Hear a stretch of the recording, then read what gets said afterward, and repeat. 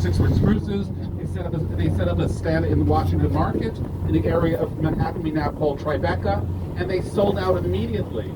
So the very first place in this country to buy a Christmas tree was in New York City. They had imitators right and left after that.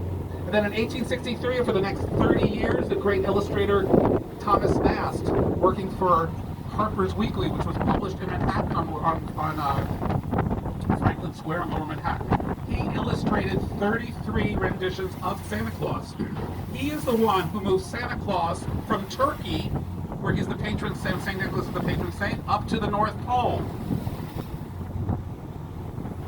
Before that, Arctic exploration was just coming into its own then, when we were realizing all sorts of areas of the Arctic, we have no idea who was there. He thought it was a great place to put Santa Claus. The reindeer that Clement Clark Moore came up with would be perfect in the Arctic.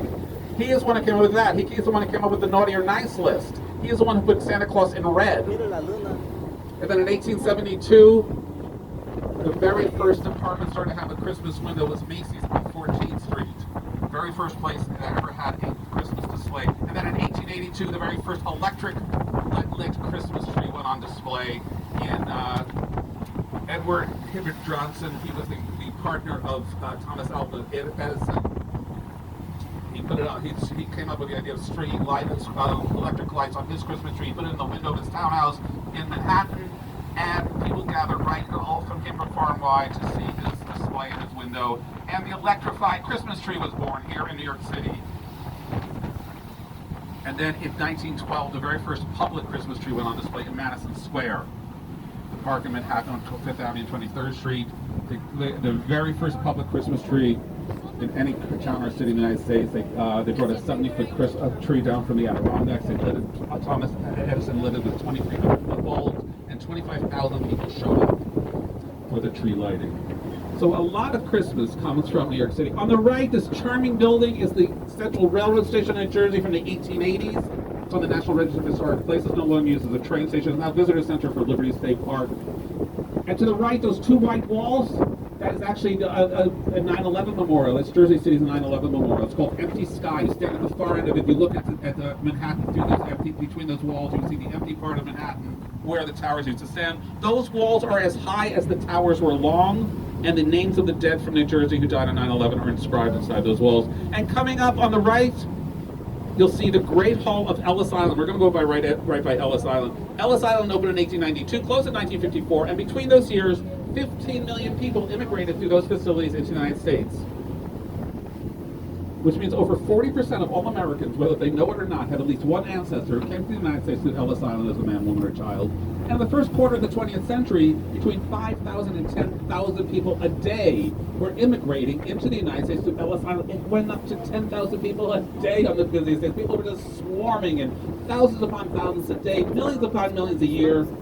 There were other immigration centers around the country: Boston, Philadelphia, Baltimore, New Orleans, Galveston, San Francisco. They all had immigration centers. You could add up all the people who came through those immigration centers together. It does not come close to the numbers that came through Ellis Island.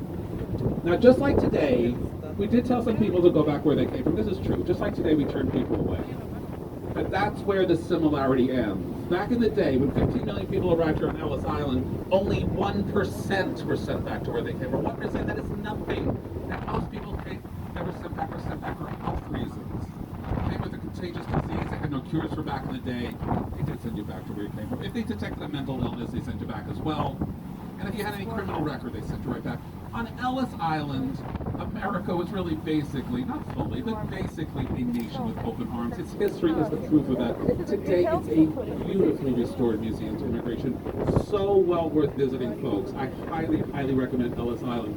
That is not the original Great Hall, by the way. The original Great Hall was made of wood and it burned down. This one went up in 1900. Tragically, all records pre-1900 went down with that fire. But if you have any relatives who came in after 1900, their names are in there. The name of the ship they came on is there, the day of the week they came in there, their country of origin is there, their occupation is listed there. It's a fantastic place to do family research. Now, we said we were a nation with open arms. It wasn't a big touchy-feely sort of situation. It was actually a very tense time, very uncertain time. There were bumps in the system, there were flaws in the system. It was not a perfect system. First of all, there was a class division built right into the system. If you came across the ocean with a first-class ticket or a second-class ticket on your ocean liner, you did not go to Ellis Island when you got here. Your immigration papers were processed right aboard the ship you're on at your convenience. So basically, they were throwing the poor people over here. So right from the start, it was welcome to the land of democracy, which is not 100% democratic. We had that. There was one truly racist law on the books for 60 years. No excuse for it, but we had it. It was called the Chinese Exclusion Act. It lasted from the 1880s to the 1940s. That didn't really manifest itself that strongly on Ellis Island, though. That was more of an Angel Island, San Francisco immigration center thing. In fact, they used to say that Ellis Island was designed to bring people in. Angel Island in San Francisco was designed to keep people out. There was a completely different mentality going on in the two coasts back in the day. So there were flaws, there were others as well. But ultimately, it was a system that allowed 15 million people to immigrate to the United States. Now, after the beautifully restored Great Hall, you'll see a hall campus of unrestored buildings, all in ruin, covered with graffiti. That is the hospital complex. That was the most advanced hospital facility in the United States. So many medical breakthroughs happened there, so many advancements in medicine happened there, so many discoveries in medicine happened there, so many babies were born there. People died there as well.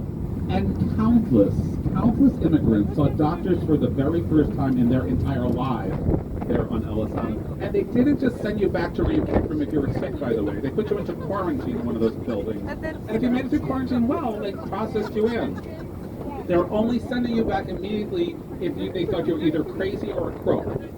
Everybody else was being dealt with as an individual because there was really no such thing, no such terminology as legal or illegal immigration. That's a very new pairing of words. We didn't think like that. It was a system that allowed 15 million people to immigrate into the United States. You can take tours of the ruins. You don't need a tour for the Great Hall. It's an open museum. You can walk around on your own. If you want to see the ruins, you have to take a tour. They don't offer it every day. If they offer it, grab it. It's a fantastic tour. And next, of course, is the great Statue of Liberty, which I know we're all on board to see. I know everything else is just filler for most of you guys. I know it. So, the statue was created by the French sculptor Frederick Bartholdi. Now, we've all been brought up in the story that the statue was a gift from France to the United States. You've heard it over and over again. Well, that story is only partially true. The gift was the metal part of the statue only, which came across the ocean in many, many, many cartons. I can't find two sources that agree with the number of cartons, anywhere between 225 and 350. Whatever it was, it came off over in a lot of boxes. It cost money at this end to assemble those parts. We had to pay workers to put those together. Plus $125,000 in the 19th century to assemble those parts, which equals about $2.8 million today. So it was a gift that cost the recipient a lot of money to assemble. And the United States was not to be the original recipient of this gift. This is the surprising part of the story.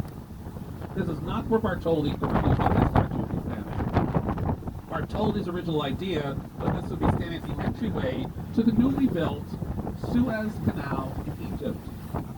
Bartholdi was this unknown sculptor. He so desperately wanted to be famous. He had to put this colossal sculptor at the biggest waterway in the world, the most famous sculptor in the world. So the way I see it was a lot more about self-promotion than promoting Egypt.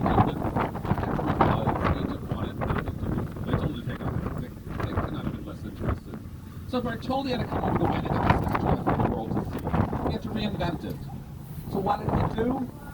He added a Declaration of Independence to her left hand. That's what she's holding in her left hand. It says July 4th, 1776, when the tablet is holding. And then he said, now finish to go to the United States and celebrate International Republic from the Republic of France to the Republic of the United States.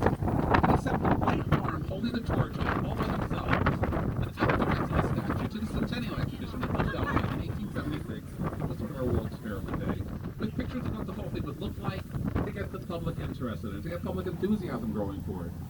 And the public was very interested. It was a public in Philadelphia. Philadelphia really wanted it. I was going to go to Philadelphia.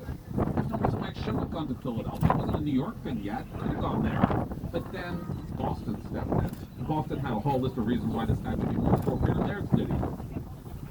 You know how sometimes you only want something only after everybody around you wants to set something first? Well, make a very long story very short. That's pretty much what happened here. New York was the last to get on board with wanting the statue, but once New York does something, we do it in a big way. And once we wanted it in the biggest way. And obviously we got it, but it couldn't get put up right away once we were granted the gift, because the gift didn't come with an essential element needed for a statue of this size. It did not come with a pedestal base. And there was absolutely no money for a pedestal base. The U.S. government wanted nothing to do with this back in the day. Nothing. This wasn't a famous American icon before it got here. It was this enormous statue this unknown French guy was sending over. The government said, we're not going to pay for this. So that arm and torch stood all by themselves for the next 6 years in the middle of Madison Square, the Park of Manhattan.